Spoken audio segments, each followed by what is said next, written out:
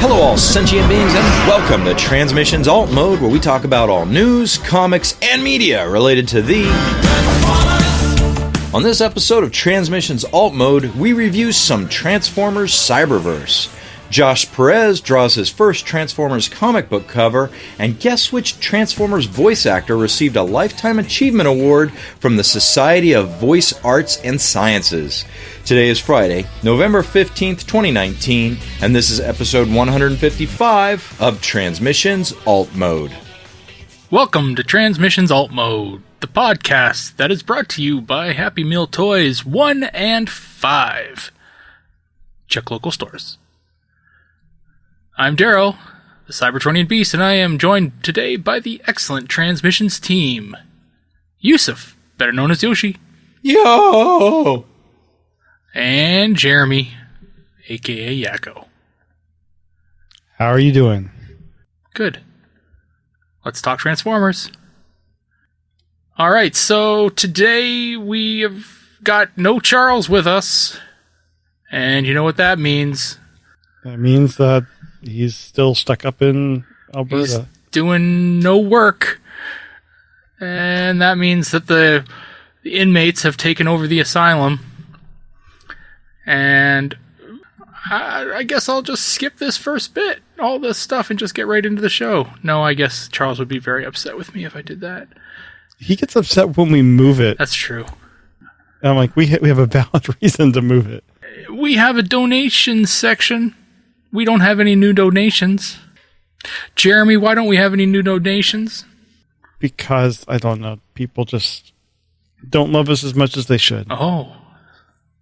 So there's a reason they should love us, but they don't know it. Yoshi, what's the reason Jeremy's referring to, why they should love us, but they don't? Well, because... yeah. All right. You heard it here.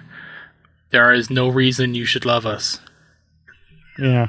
No, we're not. In fact, take your money back. Let's just drop the Donatreon fucking shtick. Let's not go that far. Whoa. Yoshi's been removed from the show. Good night, everybody. It was nice being... So, yeah, if you want to donate to the show, you can. You can do it via Patreon, or you can do it via PayPal. Just go to our links in the show notes there. You can donate there. Is there a script for this? Should I be reading a script, Jeremy? There isn't a script. Perfect. All right. Just transmissionpodcast.com/support. Here's the thing, Daryl. Our show only survives due to the generous contributions of our listeners, our donators, if you will. Without their continued funding, without continued new funding from new donators, we can't go to conventions. We can't report on the latest news. We can't afford to pay Mike pennies to edit every show. So it is desperately important that you open up your wallets and then take out a loan, because there's probably not enough money in everybody's wallets, so that we can keep this show alive. We need your money. You need us to talk Transformers. It's the circle of life, people. Oh boy. Hakuna Matata. All right. We have merch to sell too, so if you wanted to help us out and donate to us, but not really donate to us, just kind of like buy some shit and then give us some money that way, so you actually got something for your money, other than, hours and hours and hours of entertainment. Doesn't cost anything more. Exactly. You can go to our site, transmissionspodcast.com/shop, and you can find our merch there. We have all kinds of crazy crap. Jeremy, are we selling mugs and stuff too? We got I have a mug with one of our designs. Crazy crap, awesome. All kinds of stuff. You need to... Phone cases. Can I get an ashtray? God damn it. You can get an Android phone case and use it as an ashtray. I would do that if I could get a BlackBerry one. Do you need to consume liquid? Are you a human being that needs to drink H2O to survive? Well, we supply containers that hold liquid for you to consume. They're called cups and mugs. We sell them. Buy them from us. Daryl, I can't afford to buy a new mug after I've emptied one and drank all of its contents. That's going to cost a fortune. What is the selling point for these mugs? Well, we sell glass ones, and the great thing about glass mugs is that they are washable, which means they are reusable. Great for the environment and much better. Gives my wife something to do. Well, yeah. Oh, we lost all our female listeners. Did you hear that? But yeah, no, it's they're great. So go check out the site, buy some shit. Send a dime or two our way. Also, while you're there and you want a t-shirt or you want some crazy designs, go over to TeePublic and visit our site there. But we also have our friend of the show, K-Girl, who's got some really great stuff over there. User/Superstar K is her site. All right, well, let's get into the show. This is a lot of BS stuff that nobody really wants to listen to or care about. Let's go into some comic book news. All right, so first up in comic book news, we have a solicitation for Transformers issue number 15, and not really anything about the book, which is good. We don't really talk about solicitations, but we wanted to talk about this because it's about cover A, and that is being done by Wait, who? This is being done by Josh Perez, our favorite Bumblebee enthusiast, and mostly known for doing colors for almost his entire career. But he's been given the opportunity to do a full-fledged cover here. And I'm looking at this thing, and I am very impressed. Mm-hmm. So, yeah, our boy Josh, he's got some skills. I really look. I've been reading this book by Walter Isaacson about Leonardo da Vinci and he's going through this chapter about how to spot frauds or fake Da Vinci paintings. I'm inclined to believe this is a fake cover because I do not see Bumblebee. Oh, you think he should be hidden somewhere in the cover? I feel like if Josh had the opportunity to do a cover of a mainstream comic book, Bumblebee would be there. You're looking at Bumblebee right there. It's robots in disguise. He looks like Megatron. Oh, they just switch bodies. This is why, Jeremy, you get paid the big bucks. Josh, this is really impressive. It is. I'm really into this. So, yeah, I mean, I don't know what the other two covers are going to be for this issue, but pencil me in for picking this one as my pick for this issue. Yeah, well done, Josh. Way to set the bar. Yeah, well done. I hope you get some more covers work. Who did your cover? Who did your colors? Pretty safe bet. He did his own, but yeah, he should have gotten Josh Bertram to do it just to have a Josh and Josh. All awesome Josh. Yeah, that would be fun. Yeah, so that's the first bit of news. Second, there's two little bits of news about Galaxies issue number 4.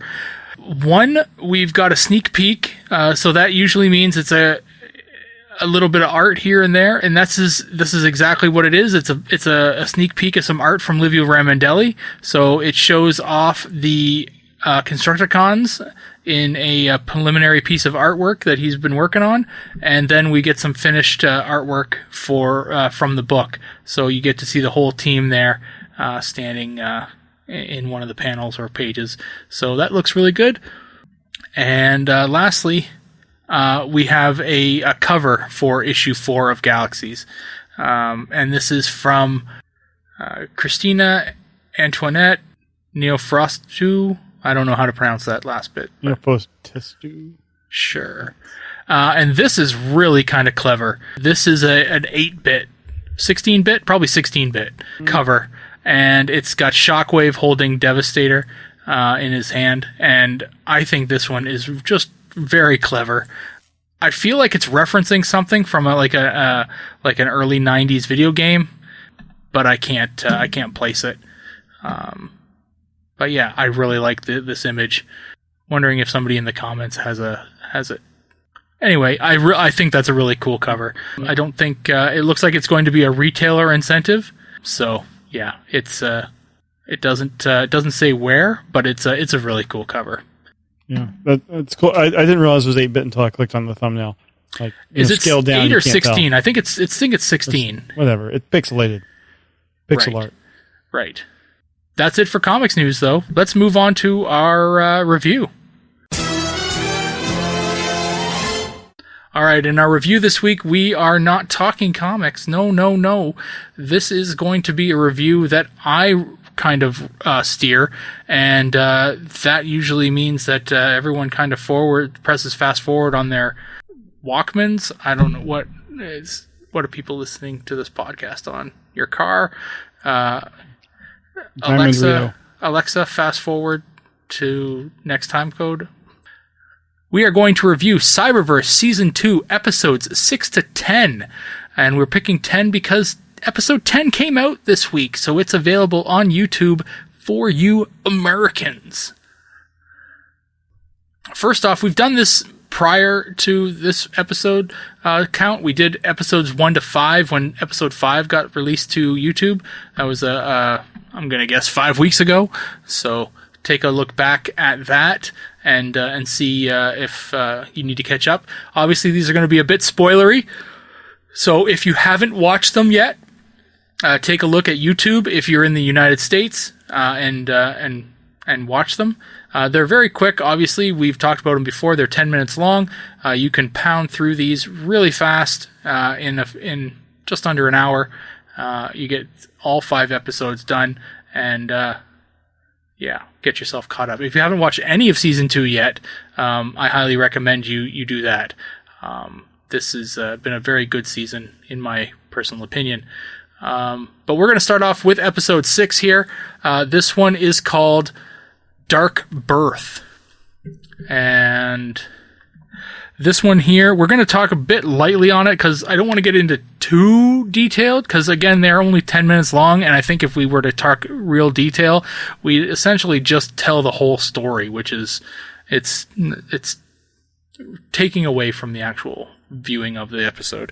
So the main bullet points of this episode, it starts off and kind of revisits the moments from the first 2 episodes of the season where Megatron beats the hell out of Starscream and throws him off the ship, and you kind of see him dead. But this episode starts off and he comes back to life. And the first thing he sees is Cheetor standing on top of him, or above him, giving him not really any kind of, you don't see any kind of power transfer or anything like that, but it's just Cheetor seems to be responsible for bringing him back to life. So Starscream lives. That's really the main point of this episode. He comes to the point where he finds where the Allspark is, and he calls all the Seekers to him, as he is the former leader of the Seekers, as Megatron has at this point passed the leadership of the Seekers to Slipstream.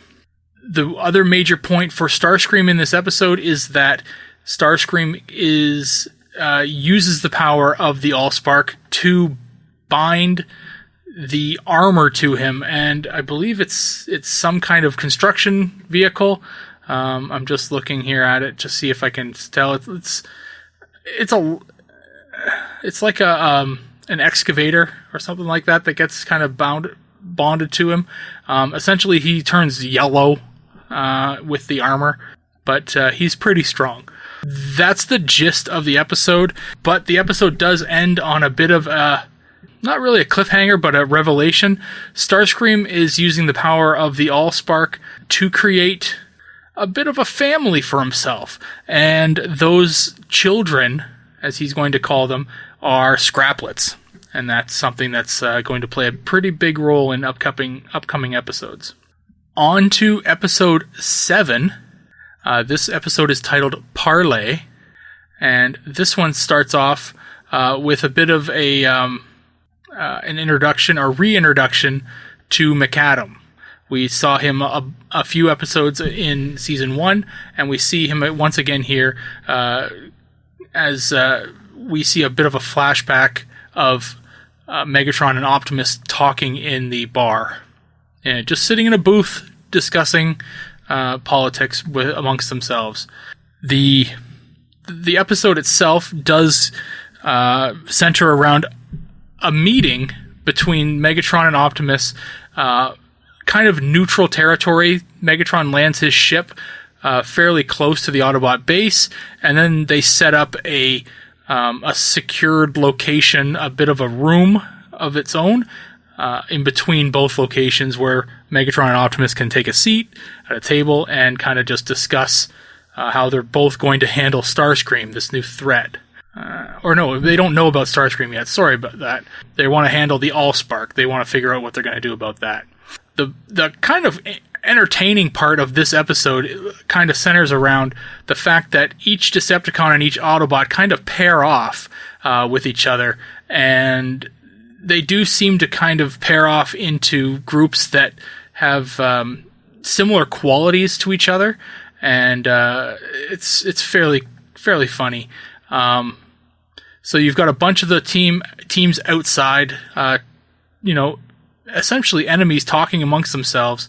But you do have, at the beginning of the episode, you have a bunch of them still inside the room with Megatron and Optimus, where tensions just continue to rise until Megatron and Optimus both throw the other Autobots and Decepticons out of the room. The episode continues. There is an interesting meeting between Wheeljack and Shockwave, but that kind of foreshadows a later episode. Slipstream comes upon Windblade near the end of the episode, and she is trying desperately to find somebody throughout the episode to tell about Starscream, because nobody knows. And Soundwave is not having any of it. She comes upon Windblade later, and just as she's about to tell them about Starscream, Slipstream is killed, and that is the second death in this series that is doesn't appear to be reversible, as Cheetor kind of confirms that she has rejoined the Allspark. We're going to go on to episode 8, and this is called Starscream's Children. I kind of teased this before. This is about the Scraplets. This episode starts off as a bit of almost like a horror movie. You've got the Autobots and like a strike squad or a strike force kind of invading the Decepticon ship, and all they find are immobilized Decepticons. Everybody is out of commission, but they aren't dead. They're just in a stasis. They're just frozen in time. Even Soundwave and Shockwave and Megatron, they're all just frozen in a just inanimate pose. And you learn that it's the Scraplets that are doing it. They are just pulling the Energon out of them. And you find Starscream sitting in Megatron's throne, or captain's chair, or whatever you want to call it, surrounded by his Scraplets. And they attack, taking out Optimus and revealing his matrix of leadership, which I believe is the first time we've seen that in this episode, in this series. We're left with essentially Hot Rod, Bumblebee, and Cheetor, and this group of youngsters essentially are left to kind of take care of everything. What ends up happening is Cheetor is left by himself at the end, and he fights Starscream for control over the ship and the Allspark, and does in fact knock the Allspark out of Starscream's control. And when that happens, it releases the immobilization power, or whatever the control is, whatever you want to call it. It basically gives life back to all the immobilized robots, and they all come back to life. And they all go their separate ways. Episode 9. Episode 9 is called Spotted. And Spotted has to do with, you see, the episode starts off and it shows a bunch of scenes from season 1. And you're looking back on it and you're thinking, wait, I've seen these scenes before. Is this a replay? And no, it's not. It's actually scenes from season 1 that you're seeing from different angles, and you're noticing that Cheetor has actually been watching them the entire time. And that's actually really interesting to get that look, because you've seen all this stuff before. We do get to see Cheetor just kind of where he's been and what he's been up to. We check in on Starscream, who is still surrounded by his scraplets, even though he's essentially been de-armorized. He's not depowered, but he doesn't have that really cool, powerful armor. This episode was definitely not. It's not as I don't know. It's a good episode, but it's not as exciting as some of the previous ones. But it's definitely more of a Cheetor based episode. And the last one on our list here, this is episode 10. It's called Secret Science, and this one is very much a Wheeljack and Shockwave based episode. It starts off and you have Shockwave and Wheeljack. They have met up in the desert. Shockwave is showing, or Wheeljack is kind of spying on one of the scraplets that is out there. Shockwave shows up, and they start talking about something, and then Shockwave kidnaps Wheeljack. Once he regains consciousness, he realizes that he's back on the Decepticon ship, and he's a prisoner. Shockwave shows him that he has Bumblebee, and that if Bumblebee is going to live, Wheeljack needs to do whatever he says. So he's going to basically have Wheeljack help him out with some problems that he can't figure out, and then they're going to release Bumblebee. It turns out that Wheeljack is more than happy to be on the Decepticon ship, because anything science is just right up his alley, and he's really excited about all this other cool stuff. He even notices some similarities between Shockwave's inventions and his own. It's actually a very entertaining episode. Wheeljack is a very boisterous character in this series, and it's really quite fun. So he is able to re-engineer some of Shockwave's weapons to free himself. The Bumblebee aspect is non-existent when he finds out that Bumblebee is no more than a hologram. And the episode ends with a fight between Windblade and Bludgeon. Windblade is still really upset with Bludgeon after Bludgeon is killed Slipstream back in episode 7. So we end that there. But so that is episodes 6 through 10. I'm going to open it up to the floor. Jeremy, why don't you take it from here and let me know what your thoughts are on Cyberverse episodes 6 through 10. I think, on the whole, I think this is a pretty fun little arc. I agree with you. Spotted is probably the weakest one of the bunch. It just kind of, the momentum kind of slowed down. I liked getting the background, but I don't know. It seems like episode 10 was a natural follow-on from episode 8. Mm-hmm. I really like that they're using the Transformer Prime model of scraplets. Oh yeah, they're so cute, and then they're terrifying at the same time. And I don't know. This show just continues to be more fun than it has any right to be.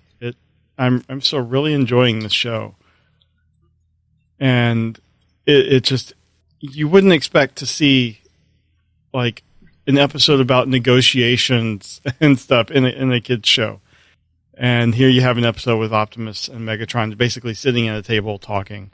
Mm-hmm. I mean, you have other stuff happening, but that's the main point. But I don't know. I'm really enjoying all of these I think Secret Science was probably the most fun. That's episode 10, just because Wheeljack, I'm enjoying him, and seeing how he's basically Shockwave's equal on the Autobots in terms of intelligence and stuff. Mm-hmm. And just seeing him kind of how he got out of the situation and then help out Windblade, which I'm not sure exactly why she went on her own to confront Bludgeon, but whatever. I don't know. I thought it was I don't know. These are just all so much fun, and they're only 10 minutes, so it's like you don't really even spending a lot of time watching them. It's just so easy to consume. Mm-hmm. Definitely, I've found that Wheeljack is just he's a kook. He's just a crazy inventor, and there's definitely a lot of good stuff that he's invented over the years, but he makes mistakes, and they show it in the show. So we had one in the first arc, the 1 to 5. Or it's just he has all these ideas, and not all the ideas actually have good results. But yeah. Yoshi, your thoughts on Cyberverse? Yeah, Daryl, let's be completely honest here. Since the beginning of this series, and I'm not going to beat around the bush, but with all of these episodes, I have yet to watch a single one, so I can contribute nothing to this conversation. All right. Very good. Do you have YouTube, Yoshi? I do have the YouTubes. You should check them out. Believe it or not, I myself am actually on one of the YouTubes. Your daughter would probably get a kick out of it. So this is not the first time you guys have told me that, and you guys know I'm a busy person. I just got to carve out the time for it, and since it's not G1, it's really hard for me to carve out that time. Gotcha. All right then, Jeremy, how far have you gone? Are you just at episode 10? I am. I have through my daily motions. I have gotten all of them. I just haven't watched. Gotcha. I haven't watched past episode 10. I did notice that my PlayStation Vue DVR does have 11 and 12 available on demand. Oh, okay. So cool. Episode 10 might have just aired, but they do have a couple more. Cool. Well, I think for the remainder, because there's only 18 episodes in the season, we may go for episodes 11 through 14 and then 15 to 18 just to kind of even out the rest when we do our next little review. For our listeners out there, let us know what you're thinking of Cyberverse Season 2 specifically. We know that Season 1 was almost a complete 180 from where we are right now. Practically a different show. Yeah. But where are you feeling on Cyberverse Season 2? It's, are you liking it? Is it too childish? Is there too much above the heads of the younger listener or readers, watchers? My goodness. Let us know. And that's it for the review. So let's move on to Transformers Media News. All right. The first thing, basically, we have two music things here. Hasbro has been putting out these sing-along Saturdays, and they have a new one that just came out on the 9th. Sing-along... Wait, the 9th is this... Oh, Saturday. We're recording on Saturday. It threw me off. This one is a sing-along to Stronger with Ars and Jimmy Necco. This is part of that Transformers rollout thing, which... Honestly, I haven't listened to this, but it's probably like the others with it's a karaoke thing. The one I want to talk about here is Hasbro's Epic Soundtracks, Transformers Prime Music Video Part 2. This came out last week, and it is a video of Transformers Prime, but with the background music by Brian Tyler, and as a huge fan of the show, really, the soundtrack was great. It was one of the best parts of the show, in my opinion. So I would just encourage people to check this out. It's just that epic instrumental it's not your G1 music, but it fits the show perfectly. Next thing we have is a new Transformers game that has been announced. This is Transformers VR Battle Arena. And it is a multi-person, location-based VR experience. So, essentially, this is not going to be for your, Ocular Max or whatever. This is, you're going somewhere and doing it. It's a 4-person PvP. I'm not sure exactly how it works out. We don't have anything other than the picture. But if you want to check it out, it will be shown at the IAAPA Expo in Orlando, November 9th through 22nd.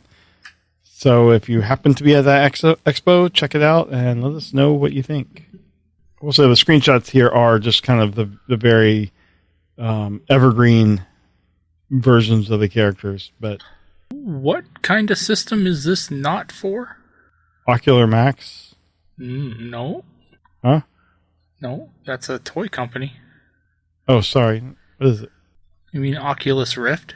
Oculus Rift. Yeah, that's it. There you go. It's been a long day. But it won't work on your Ocular Max either. No, it won't. No, all right. try and play the next thing, Sphinx on this. Yeah, the next thing we have here is the Transformers trading card game Wave 1 Energon Edition. We haven't really talked a lot about the trading card game. They come out with cards and stuff, and on the other podcasts really kind of cover that much better than we've been able to. So we did want to mention here, this is coming out December 2nd. This is I'm guessing this is like all of Wave 1. I'm not sure exactly, but this is from Wizards of the Coast and available for $199, or actually $200 essentially, US dollars directly from Wizards of the Coast. And what's really cool about this set is it comes packaged in I guess is it supposed to be the Allspark or supposed to be an Energon Cube? It's supposed to be an Energon Cube because that's the name. I'm ruining your segment, Daryl. It's okay. But anyway, yeah, it is. It's a really nice package. I'm not sure how many existing players would go in for this since they probably have all the cards already.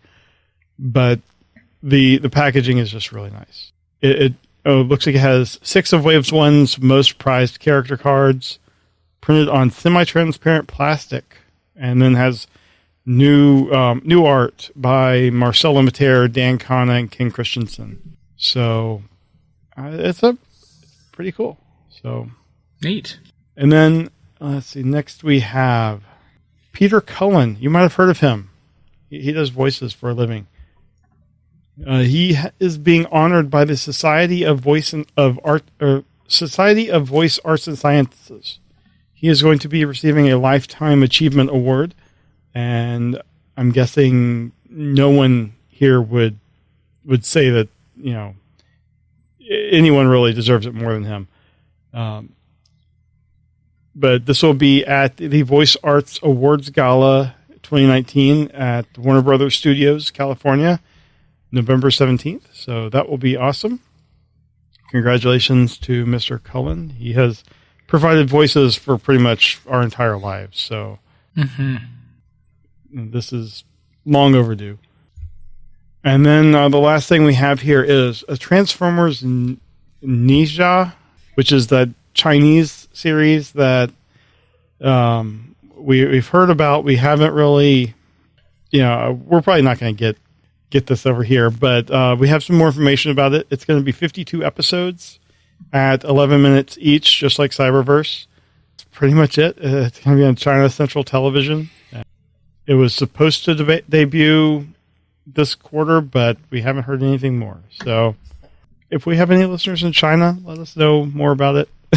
But that is everything we have in media news. All right. Well, thank you for that. We're going to move on now to transforming pop culture. All right, Daryl. So apparently there is a school in Columbus called Columbus Elementary, which I think is in South Carolina. This is in, I'm guessing. Mount Pleasant. Yeah, Mount Pleasant, South Carolina, I think. Okay. Based off what I can't tell from this shitty website. But the teachers at this school took it upon themselves to devise a Transformers project and put their creativity lessons to the test this past Halloween by each teacher creating their own Transformers costume that transforms, and blew their students' minds. It's actually a really cool thing to see. If you guys can take a second to check out the video on the link we provide, that is just super dope, and wish I had half that talent. Yeah, this is a great thing. Apparently they do something like this every year. And this one is to highlight STEAM, science, technology, engineering, arts, and math. And this is a great way to get your kids to pay attention. Like, they had headlights that worked, and it's really cool. I believe this is in New York or somewhere around New York State. Cardboard is a hell of a material to build with. Mm-hmm. Good for them. This is fun. It'd be fun for just the kids to see it. You know, that's the whole point. Is the kids, if they're like, oh, my teacher was frickin' Bumblebee today. What? Yeah, my teacher wore a Bumblebee costume.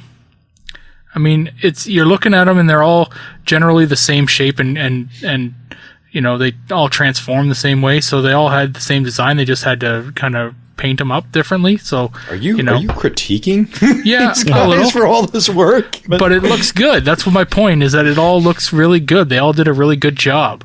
And to the kids don't care. The kids don't care that they're all the same. They they look different. They're all different shapes they're all different colors and it's fun. I mean, I wish I had a teacher that did something like this. Mm-hmm. All right, Daryl, that's it for pop culture. All right. Well, that's going to do it for this episode of Transmissions Alt Mode. No. I know. Nobody wrote in any feedback. Nobody sent us any voicemails. What the heck? You never call, you never write. At least send us money if you're not going to ask us questions. I mean, we only get Yoshi for one episode a month. I mean, we got to make use of them. But we got nothing else for you here today. So we're going to let you go, but I'm going to let Yoshi's pre-recorded message tell you what to do at the end of the episode here. Thanks for listening. Thanks for hanging out with us. Anyway, you guys, thanks for listening, and we will talk to you later. Bye. Bye. Bye-bye. Hey everyone, thanks for listening to this episode of Transmissions. But just because this episode is over doesn't mean the Transformers fun has to stop. Join us and other Transformers fans on our Discord chat server by visiting transmissionspodcast.com/discord. If you would like to learn more about how you could support the Transmissions Podcast, just visit transmissionspodcast.com/support. Thank you all for listening, and we'll see you again next week.